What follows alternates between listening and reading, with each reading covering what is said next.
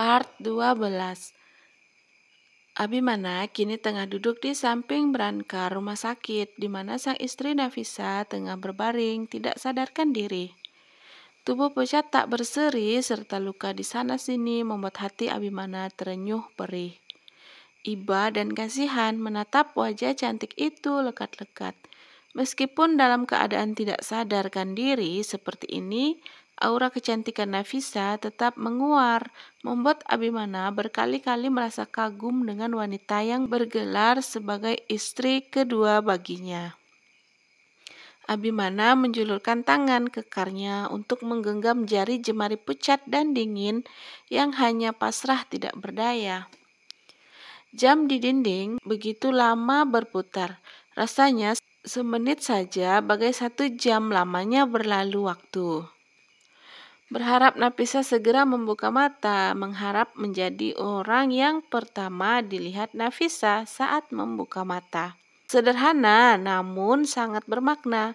Itulah harapan seorang Abimana, meski jauh dari kata sempurna, namun begitulah cinta bekerja. Mama Indah mulai bisa melakukan hal-hal yang ringan. Kesedihan Abimana membuat hati seorang ibu juga merasa bersalah karena tidak bisa menjaga amanah dari sang putra. Maafin Mama ya nak, semua ini gara-gara Mama. Tidak bisa menjaga Nafisa, sesal Mama Indah merasa iba dengan keadaan Abimana sang putra. Abimana tergemap dan langsung menoleh ke arah wajah sang mama. Lalu dia pun berkata, "Sudah lama, semua ini bukan salah Mama. Ini ujian buat keluarga kita," sanggah Abimana. Biar bagaimanapun juga, Mama Indah juga korban. Bahkan Abimana bisa melihat banyak luka di sekujur tubuh sang mama. Wiguna pun mendekati sang istri yang sudah mendekat pada menantu yang masih belum sadarkan diri. Wiguna merangkul tubuh renta sang istri. "Mama, jangan kebanyakan mikir yang macam-macam. Kita semua tidak pernah berharap semua ini terjadi pada keluarga kita. Siapa sih yang tidak ingin memiliki pewaris? Semua orang, Papa rasa ingin memiliki cucu. Tapi kalau memang ini jalan yang Allah berikan, mungkin kita belum dipercaya, Mah. Yang sabar ya. Mama tahu perintah bersyukur dengan yang kita miliki kan? Nah, kalau kita bersyukur, Allah berjanji akan menambah nikmat yang sudah Dia berikan." Wiguna memberikan wejangannya pada sang istri. Walau bagaimanapun juga, peran Wiguna sangatlah besar seperti saat ini contohnya. Mama Indah berhenti menyalahkan diri sendiri, di hatinya pun sedikit tenang setelah mendengar petuah dari sang suami yang Masya Allah sabarnya seluas samudra. Tidak seperti Mama Indah yang terkadang tingkat kesabarannya hanya setipis tisu. Mama Indah menatap manik mata Papa Wiguna dengan mesra. Seraya berucap, "Makasih ya Pak, kita harus selalu menjaga Nafisa seperti anak kita sendiri, meskipun dia tidak bisa memberikan pewaris buat keluarga kita." Usul Mama Indah sembari mengusap penuh sayang puncak kepala sang menantu yang masih betah mengunci pandangannya rapat-rapat. "Sa, bangun sayang. Mama sayang kamu. Kamu juga sayang Mama kan nak? Ayolah sayang, bangun. Lihatlah suamimu sedih melihatmu seperti ini." Lirih suara Mama Indah tepat di telinga Nafisa. Nafisa yang masih di alam bawah sadar bisa mendengar suara lembut sang mertua yang memanggilnya sayang. Ingin sekali rasanya Nafisa membuka mata dan mengatakan, "Mama jangan sedih, nah baik-baik saja kok." Tapi apalah daya, suara itu seakan terhalang di tenggorokan. Nafisa menjerit memanggil sang suami, namun tidak pula bisa terdengar entah apa yang terjadi padanya. Nafisa merasa keluarga Abimana sangat menyayanginya.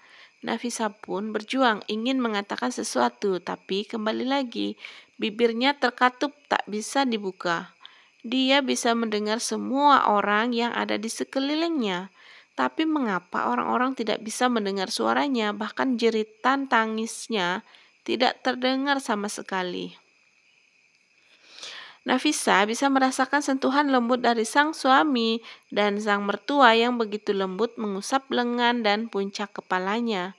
Akan tetapi, semua gerakan dan teriakan yang dia lakukan tidak terdengar oleh orang yang disayangnya. Ya Tuhan, apa yang terjadi pada diriku? Kenapa seluruh tubuh ini terasa kaku? Lidahku pun terasa keluh. Nafisa terus bertanya-tanya di dalam hati. Nafisa menangis dalam hati, hanya dirinya sendiri yang merasa begitu sepi, seolah semua ini tidaklah berarti. Nafisa mencoba membalas genggaman tangan yang berkali-kali Abimana kecup. Dengan sekuat tenaga dan sebisa mungkin Nafisa mencoba untuk membalas sentuhan lembut Abimana, tapi semua hanya sia-sia saja. Setelah beberapa kali gagal, karena tidak kuasa sudah diupayakan semaksimal mungkin pun nyatanya Abimana tidak merasa balasan yang Nafisa berikan. Nafisa menangis sedih sampai air matanya pun tidak sengaja menitik membasahi bantal rumah sakit. Bersamaan dengan itu, Abimana juga sedang menatap kedua mata Nafisa yang masih tertutup rapat. Abimana memicingkan pandangannya saat melihat setetes air mata itu jatuh membasahi bantal. "Mama," Nafisa menangis. Tukas Abimana yang spontan mengusap sudut mata Nafisa. Benar adanya, sudut mata itu basah. Abimana terharu dan langsung memeluk erat Nafisa sambil mengucapkan kalimat syahdu agar Nafisa segera membuka mata. "Sayang, bangunlah. Aku menunggumu, sayang. Tak kasihankah dirimu denganku yang merasa bersalah ini? Sayang, maafkan aku." Sesal Abimana yang merasa sangat bersalah. Pikir Abimana, Nafisa pasti sedih melihatnya dan Feli tadi pagi yang begitu dekat.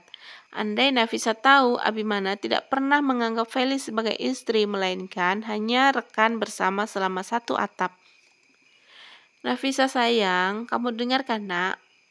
"Oh, syukurlah kamu masih merespon kami. Cepatlah bangun nak, Mama minta maaf ya sayang," ujar Mama Indah penuh sesal. Wiguna pun segera mendekati sang istri saat melihat sudut mata Mama Indah kembali mengembun.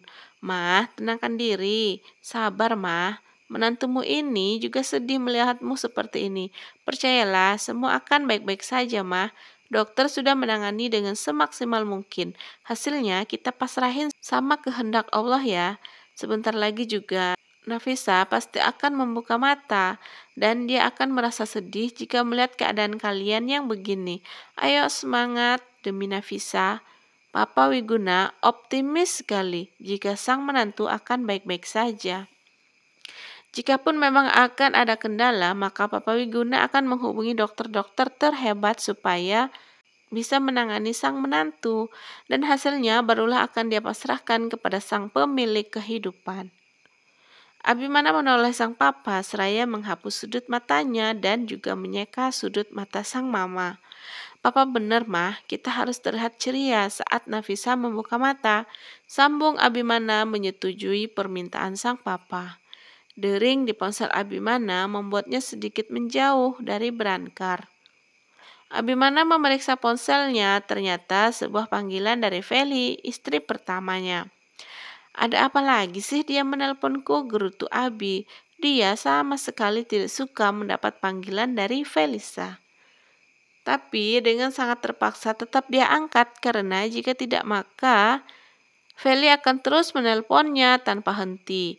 "Iya, ada apa sih?" ketus Abimana saat panggilan itu tersambung. Feli pun menjawab dengan sabar. "Mas, bagaimana dengan keadaan Mama dan Nafisa?" tanya Feli dengan nada lembut. Abimana sempat terheran-heran dengan perubahan sikap Feli yang begitu drastis. Apa karena habis dimarahi oleh orang tuanya, dia jadi anak baik? Abimana tentu hanya bertanya-tanya di dalam hati.